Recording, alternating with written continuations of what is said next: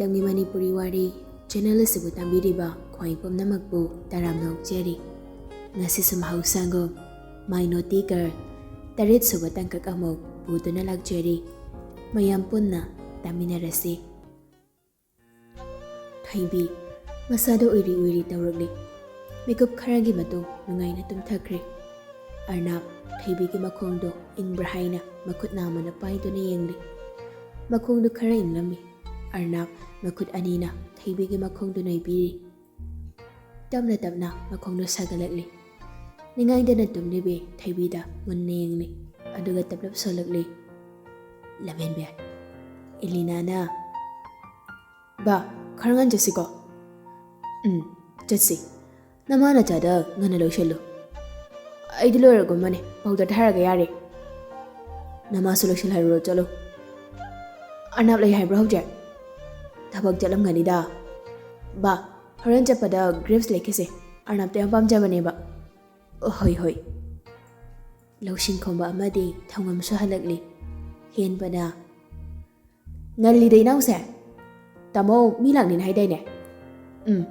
babaram don hoi la kanin hai bane pongdi imung dalai bane loshin khomba mapagi manang te jangnakli pong ihe icha hale edana thongam de masu yawi pong tamna namidang da thinbiro nang da chawdo paulo lakna ba tawron hai hoi pong loshinna arnamte call tawrakli phone gi ringtone do da thaibi do ikhang khang bago masano khajik lenglakli arnam thaibi gi pambom do da tapna nan thabiraga tumthakina ba hotna biri tawrak palep te call do arna thaibi da haifet englamnaga bedroom lom da laklaga call do okhali hek okhat baga loshin wa hi banang manate kana sire adugam jagan aise kai pamge som da su loshin do khangpre khangi phone do mana kumlege thangduklaga ngaklap yengni da cho phone se kai dungai da haning da yoro pong na lao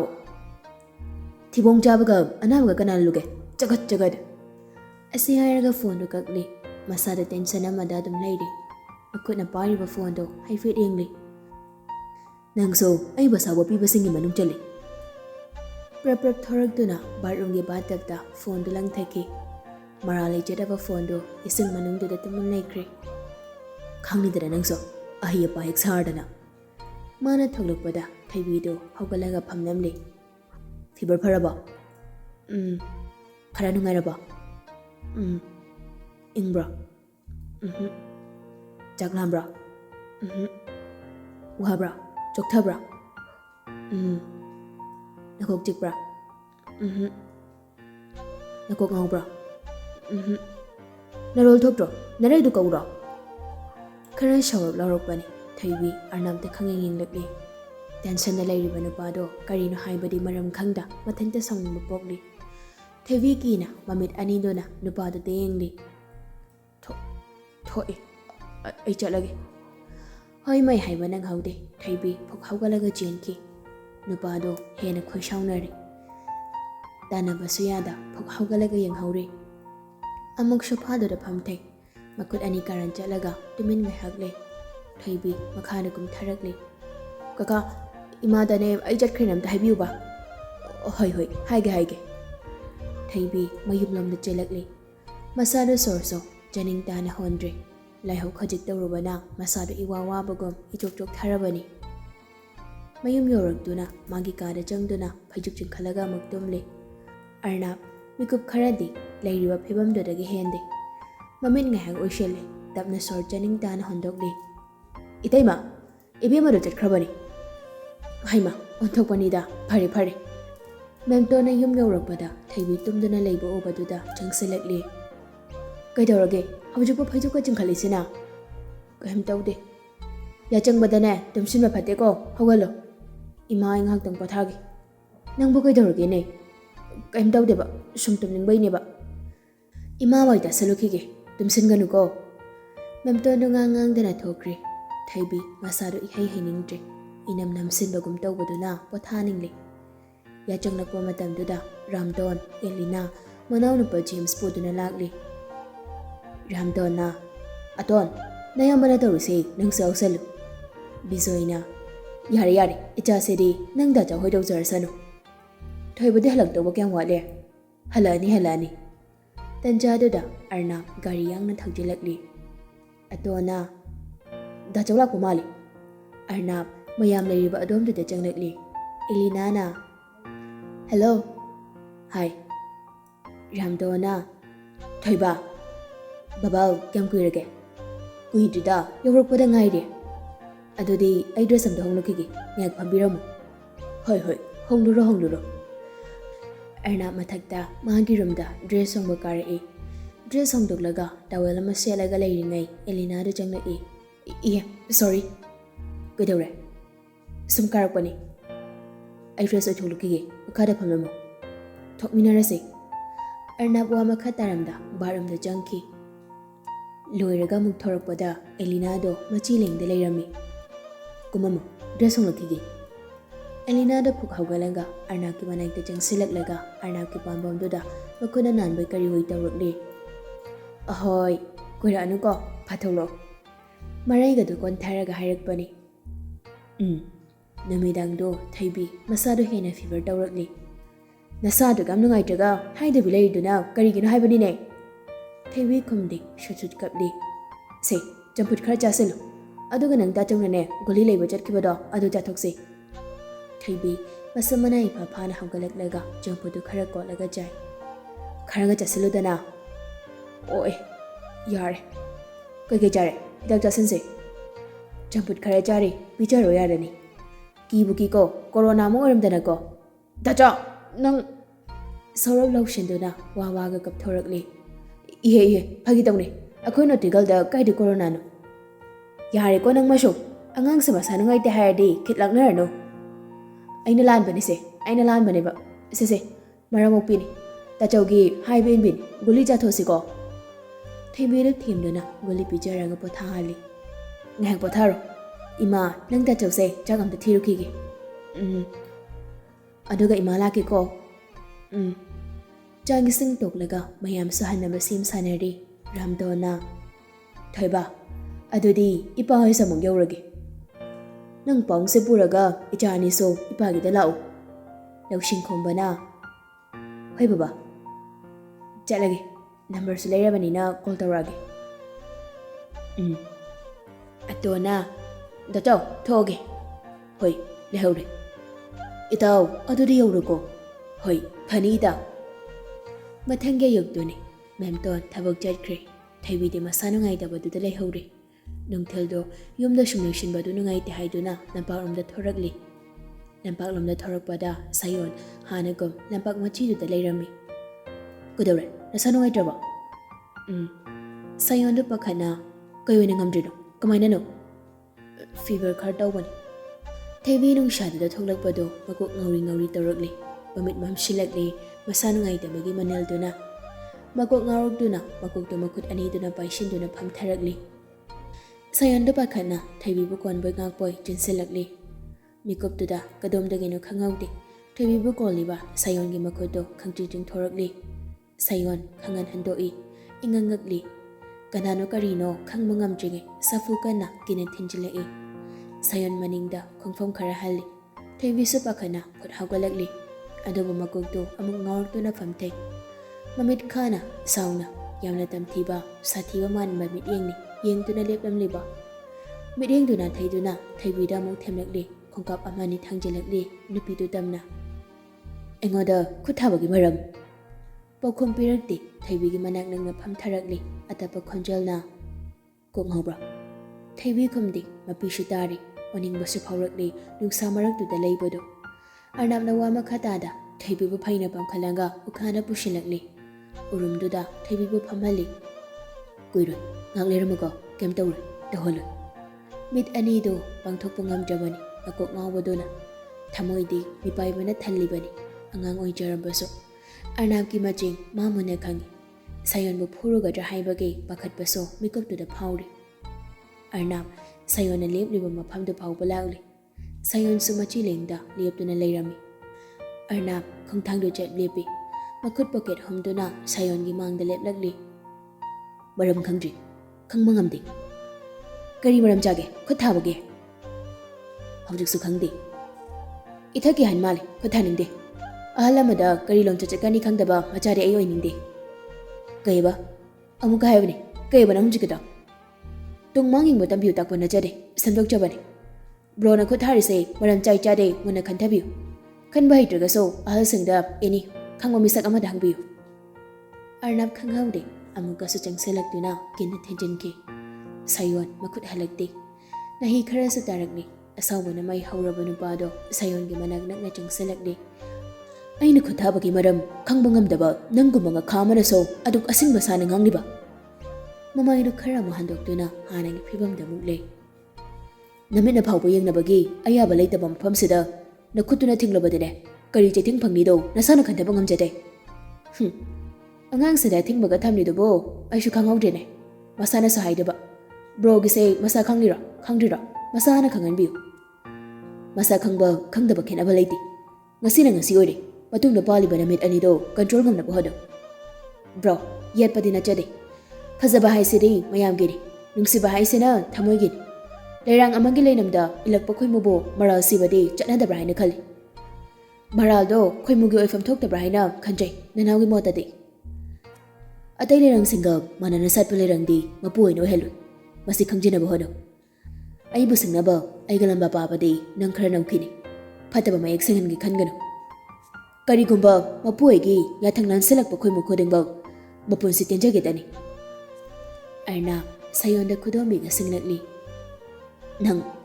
ꯅꯪꯁꯨ ꯀꯨꯏꯅ ꯍꯤꯡꯅꯤꯡꯂꯗꯤ ꯂꯝꯍꯦꯟꯅꯨ ꯅꯅꯥꯎ ꯃꯆꯥ ꯋꯥ ꯃꯈꯥ ꯇꯥꯔꯝꯗ ꯊꯣꯏꯕꯤꯅ ꯂꯩꯔꯤꯕ ꯑꯗꯣꯝꯗꯨꯗ ꯈꯣꯡꯀꯥꯞ ꯂꯥꯎꯅ ꯊꯥꯡꯂꯛꯂꯤ ꯁꯥꯌꯣꯟ ꯆꯠꯈ꯭ꯔꯤꯕ ꯑꯅꯥꯕꯗ ꯃꯨꯟꯅ ꯌꯦꯡꯂꯤ ꯆꯨꯝꯕꯥꯜꯗ ꯅꯣꯛꯐꯦꯠ ꯇꯧꯔꯛꯂꯤ ꯅꯨꯡꯁꯤꯕꯕꯨ ꯃꯨꯟꯕꯤꯅꯕ ꯊꯃꯣꯏꯗꯒꯤ ꯂꯧꯊꯣꯛꯄ ꯉꯝꯕ ꯖꯒꯠꯁꯤꯗ ꯀꯅꯥꯕꯨ ꯃꯔꯨ ꯍꯨꯟꯒꯦꯅꯦ ꯊꯣꯏꯕꯤꯒꯤ ꯃꯅꯥꯛ ꯌꯧꯔꯛꯄꯗ ꯃꯁꯥꯗꯨ ꯄꯥꯏꯗꯨꯅ ꯌꯦꯡꯉꯤ ꯐꯤꯚꯔ ꯈꯔ ꯀꯜꯂꯝꯂꯤ ꯑꯣꯏ ꯇꯥꯕ꯭ꯔꯣ ꯊꯣꯏꯕꯤ ꯈꯨꯝꯗꯦ ꯃꯃꯤꯠ ꯎꯏꯁꯤꯟꯗꯨꯅ ꯂꯩ ꯑꯔꯅꯥꯕ ꯐꯣꯟꯗꯨ ꯄꯨꯊꯣꯛꯇꯨꯅ ꯃꯣꯆꯥꯗ ꯀꯣꯜ ꯇꯧꯔꯤ ꯇꯥꯛꯄꯤꯁꯦ ꯏꯅꯦ ꯃꯦꯝꯇꯣꯗꯣ ꯂꯝꯄꯥꯛꯇ ꯈꯔ ꯊꯨꯅ ꯂꯥꯛꯅꯕꯅ ꯍꯥꯏꯌꯨ ꯂꯝꯄꯥꯛꯇ ꯍꯧꯖꯤꯛ ꯀꯔꯤꯒꯤ ꯀꯩꯗꯧꯕ ꯃꯆꯥꯅꯨꯄꯤꯁꯦ ꯐꯤꯚꯔ ꯇꯧꯔꯒ ꯂꯩꯔꯤ ꯑꯩꯅ ꯄꯨꯁꯤꯟꯕꯁꯨ ꯅꯨꯡꯉꯥꯏꯇ꯭ꯔꯤ ꯀꯩꯅꯣꯅꯦ ꯍꯥꯏꯁꯤꯕꯣ ꯊꯥꯖꯒꯗ꯭ꯔꯣ ꯅꯪꯅ ꯀꯃꯥꯏꯅ ꯀꯩꯗꯧꯔꯤꯕ ꯀꯝꯗꯧꯅ ꯃꯣꯆꯥꯒꯤ ꯀꯣꯊꯥꯎꯗꯨꯅ ꯂꯩꯕ ꯋꯥꯍꯪꯗꯨꯗ ꯑꯔꯅꯥꯕꯗꯣ ꯈꯪꯁꯥꯎ ꯁꯧꯒꯠꯂꯛꯂꯤ ꯁꯤꯒꯦ ꯍꯥꯏꯕ꯭ꯔꯣ ꯁꯤꯅꯤꯡꯕ꯭ꯔꯣ ꯍꯥꯠꯇꯣꯛꯄꯤꯌꯨꯔꯣ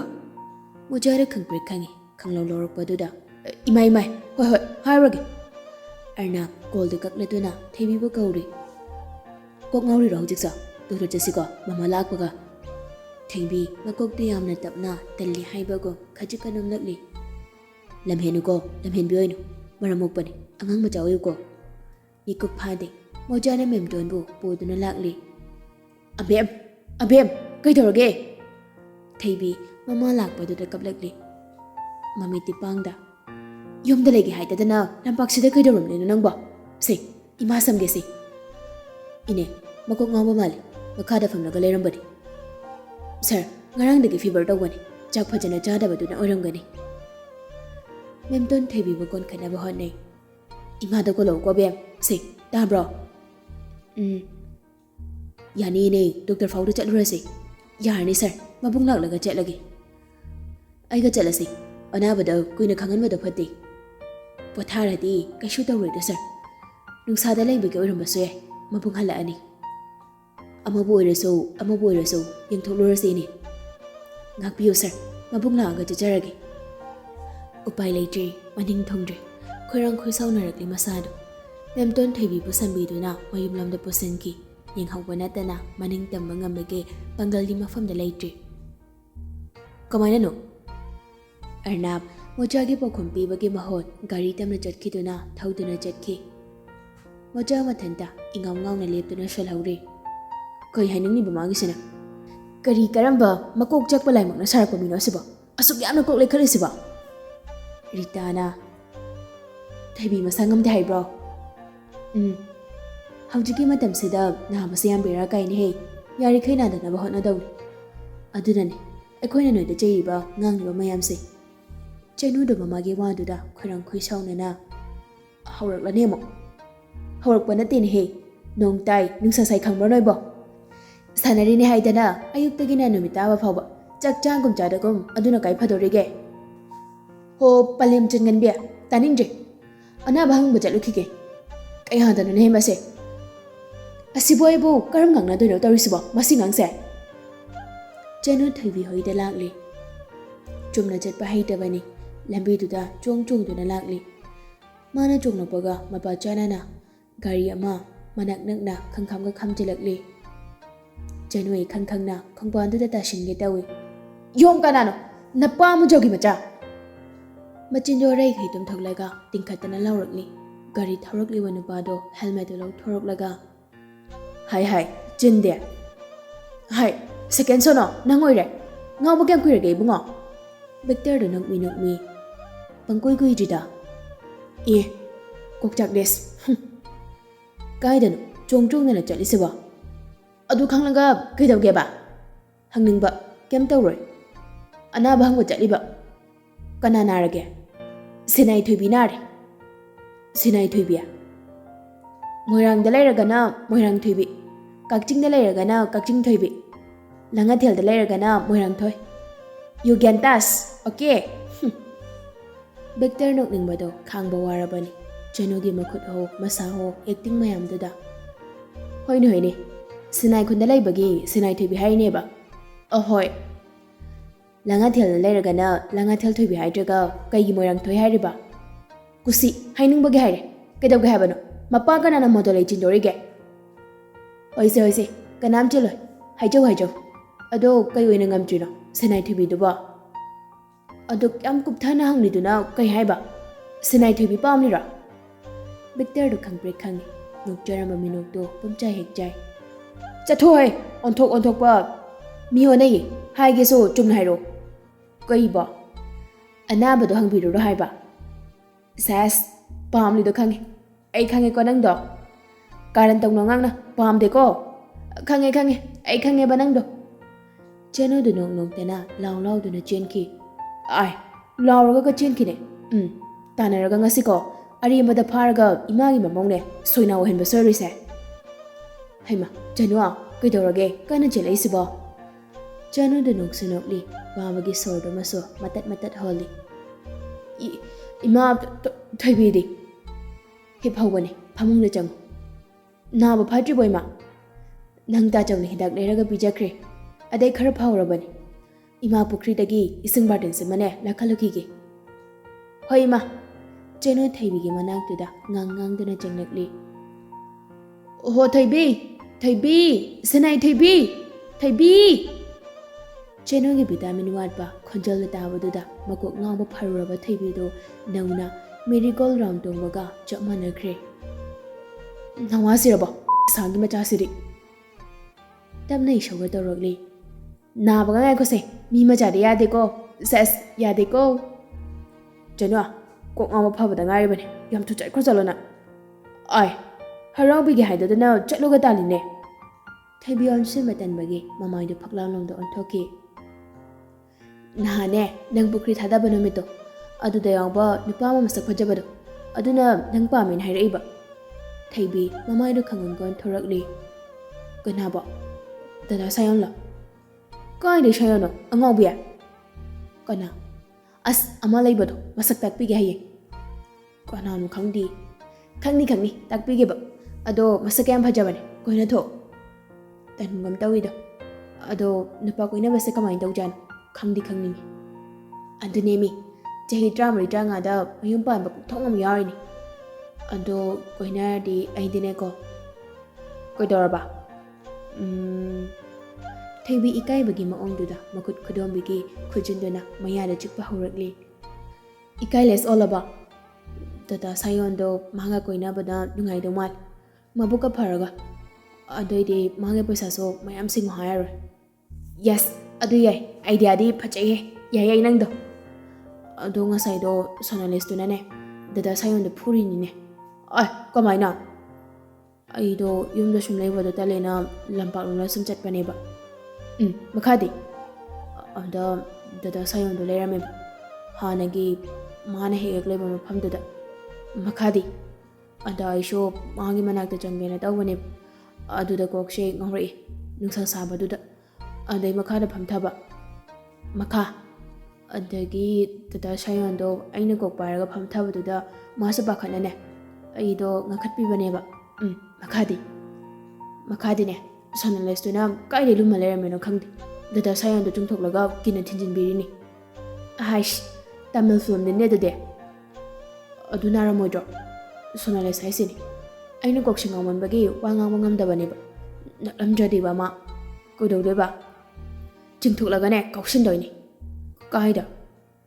ꯈꯔ ꯅꯥꯗꯧ ꯖꯒꯥꯗ꯫ ꯇꯧꯔꯨꯅꯨꯀꯣ ꯑꯗꯨꯒꯤ ꯁꯣꯅꯥꯂꯤꯁꯇꯣ ꯃꯤꯍꯨꯟ ꯊꯛꯇ ꯄꯥꯏꯕꯅꯤꯀꯣ ꯑꯃꯨꯛ ꯍꯦꯟꯅ ꯐꯨꯝꯖꯤꯟꯒꯦ ꯍꯥꯏꯖꯁꯅꯤ꯫ ꯊꯣꯏꯕꯤ ꯋꯥꯈꯜꯒꯗꯨ ꯉꯥꯏꯍꯥꯛ ꯈꯜꯂꯤ ꯑꯗꯨꯒ ꯇꯞꯅꯒ ꯍꯥꯏꯔꯛꯂꯤ꯫ ꯍꯣꯏꯅꯦ ꯍꯥꯏꯔꯛꯇꯣꯏꯅꯤ ꯕꯦꯠꯀꯣꯛꯅꯤꯅ꯫ ꯑꯁ ꯀꯥꯎꯍꯧꯗꯕ ꯐꯩꯗ꯫ ꯗꯗꯥ ꯁꯥꯌꯣꯟꯗꯣ ꯁꯤꯈꯤꯕ꯭ꯔꯥ? ꯀꯥꯏꯗ ꯈꯪꯍꯧꯗꯣꯔꯤꯒꯦ? ꯀꯩ ꯀꯥꯟꯅꯔꯤꯒꯦ ꯅꯪꯒꯤ ꯋꯥꯍꯪꯗꯨꯕꯣ? ꯍꯣꯏꯅꯦ ꯆꯨꯝꯃꯤꯅꯦꯗꯣ ꯍꯌꯦꯡ ꯂꯥꯛꯄꯗ ꯍꯪꯁꯤꯀꯣ꯫ ꯃꯦꯝꯇꯣꯟꯅ ꯑꯣꯐꯤꯁꯇ ꯂꯥꯛꯇꯨꯅ ꯍꯥꯏꯔꯝꯕꯗꯒꯤ ꯎꯄꯥꯏ ꯂꯩꯇꯗꯨꯅ ꯁꯨꯇꯤ ꯅꯣꯡ ꯅꯤꯅꯤꯗꯤ ꯄꯤꯊꯣꯛꯈ꯭ꯔꯦ꯫ ꯅꯨꯃꯤꯠ ꯅꯤꯅꯤ ꯍꯨꯝꯅꯤ ꯎꯔꯛꯇꯕꯗ ꯃꯁꯥꯗꯣ ꯏꯁꯥꯎꯗ ꯁꯥꯎꯅꯤꯡꯂꯤ꯫ ꯂꯩꯔꯤꯕ ꯁ꯭ꯇꯥꯐꯁꯤꯡ ꯑꯃꯗꯤ ꯇꯤꯟꯅꯔꯤꯕ ꯃꯔꯨꯞ ꯐꯥꯎꯕ ꯁꯣꯔ ꯀꯟꯅ ꯍꯣꯠꯅꯗ꯭ꯔꯤ꯫ ꯉꯁꯤꯗꯤ ꯃꯗꯥꯎ ꯊꯤꯕ ꯍꯦꯟꯕꯗ ꯗꯁꯥ ꯍꯦꯛ ꯇꯥꯎꯔꯦ꯫ ꯍꯦꯟꯕ ꯒꯥꯔꯤ ꯆꯥꯝꯗꯨꯅ ꯂꯩꯕꯅꯤ꯫ ꯅꯊꯧꯁꯨ ꯅꯠꯇꯕ ꯒꯥꯔꯤꯗꯣ ꯆꯥꯝꯂꯒ ꯄꯩꯁꯥ ꯍꯦꯟꯕ ꯍꯥꯏꯅꯕ ꯁꯤꯜꯂꯤꯔꯣ? ꯍꯦꯟꯕ ꯈꯨꯝꯗꯦ꯫ ꯃꯥ ꯈꯪꯉꯤ ꯉꯁꯤ ꯉꯔꯥꯡ ꯅꯨꯡꯁꯤꯠ ꯁꯤꯡꯗꯦ ꯍꯥꯏꯕ ꯑꯗꯨꯅ ꯃꯥ ꯃꯁꯥꯅ ꯃꯉꯣꯟꯗꯁꯨ ꯌꯧꯔꯛꯄ ꯌꯥꯏ ꯈꯪꯖꯔꯝꯕꯅꯤ꯫ ꯈꯟꯕꯒ ꯇꯧꯕꯒ ꯍꯩꯊꯕ ꯍꯧꯔꯛꯂꯤ꯫ ꯈꯨꯝꯗ꯭ꯔꯤꯁꯤꯅ ꯎꯁꯤꯠꯇꯦ ꯍꯥꯏꯅꯤꯅꯦ꯫ ꯈꯪꯍꯧꯗꯦ ꯍꯦꯟꯕꯅ ꯄꯥꯏꯔꯤꯕ ꯒꯥꯔꯤ ꯁꯦꯡꯗꯣꯛꯂꯝꯕ ꯐꯤꯗꯣ ꯇꯥꯛ ꯃꯨꯜꯂꯒ ꯂꯥꯛꯇꯨꯅ ꯂꯪꯈꯤꯕ ꯃꯅꯥꯛ ꯑꯗꯥꯏꯗ ꯂꯩꯔꯝꯕ ꯄꯣꯠ ꯊꯦꯡꯅ ꯊꯦꯡꯅ ꯀꯞꯈꯥꯏꯔꯝꯃꯤ꯫ ꯃꯈꯣꯜꯗꯨꯗ ꯕꯤꯖꯣꯏꯗꯨ ꯊꯣꯔꯛꯂꯤ꯫ ꯊꯣꯏꯕ! ꯑꯔꯅꯥ ꯍꯦꯟꯕꯗ ꯌꯦꯡꯂꯗꯨꯅ ꯍꯦꯟꯖꯤꯟꯕ ꯊꯕꯛ ꯎꯠꯂꯛꯀꯅꯨ ꯑꯩꯅ ꯌꯥꯗꯦ ꯁꯥꯎꯟꯒꯦ ꯈꯟꯒꯅꯨ ꯂꯝꯍꯦꯟꯕꯒꯤ ꯀꯥꯟꯅꯕꯁꯨ ꯀꯩꯁꯨ ꯑꯐꯕ ꯑꯣꯏꯔꯣꯏ꯫ ꯆꯥꯝꯕ ꯍꯧꯕꯗ ꯉꯥꯏꯔꯤꯕ ꯒꯥꯔꯤꯗꯣ ꯊꯧꯗꯣꯛꯂꯒ ꯆꯠꯈ꯭ꯔꯦ꯫ ꯍꯦꯟꯕ ꯀꯩꯗꯧꯅꯔꯦ? ꯈꯪꯗꯦ ꯄꯥꯎ ꯒꯥꯔꯤ ꯆꯥꯝꯕꯒꯤꯅꯤ꯫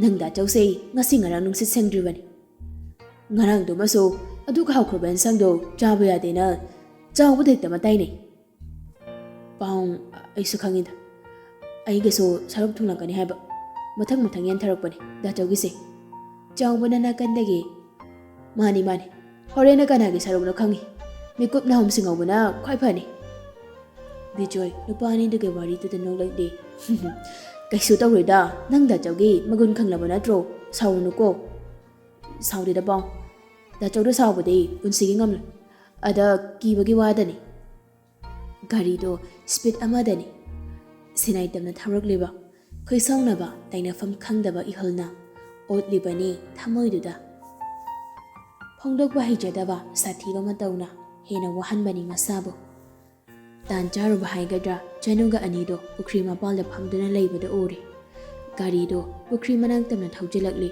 ꯕ꯭ꯔꯦꯛ ꯈꯪꯐꯥ ꯐꯥꯗꯨꯅ ꯒꯥꯔꯤꯗꯒꯤ ꯌꯥꯝ ꯊꯨꯅ ꯀꯨꯝꯂꯛꯂꯤ꯫ ꯊꯣꯏꯕꯤꯒ ꯆꯅꯨꯒꯁꯨ ꯒꯥꯔꯤ ꯃꯈꯣꯜꯗꯨꯗ ꯃꯃꯥꯏꯗꯨ ꯂꯩꯊꯣꯔꯛꯏ꯫ ꯑꯔꯅꯥ ꯊꯣꯏꯕꯤꯕꯨ ꯈꯨꯗꯥꯡ ꯄꯥꯏꯗꯨꯅ ꯈꯪꯆꯤꯡ ꯆꯤꯡꯈꯠꯂꯤ꯫ ꯃꯃꯥꯏ ꯑꯃꯗꯤ ꯂꯥꯏꯕꯛ ꯇꯥꯞ ꯇꯥꯞ ꯄꯥꯏꯗꯨꯅ ꯌꯦꯡꯂꯤ꯫ ꯅꯥꯕ ꯐꯔꯦꯀꯣ? ꯅꯥꯗ꯭ꯔꯦꯀꯣ? ꯀꯣꯅꯦ ꯅꯥꯗ꯭ꯔꯦꯀꯣ? ꯅꯥꯕ ꯌꯥꯗꯦꯀꯣ?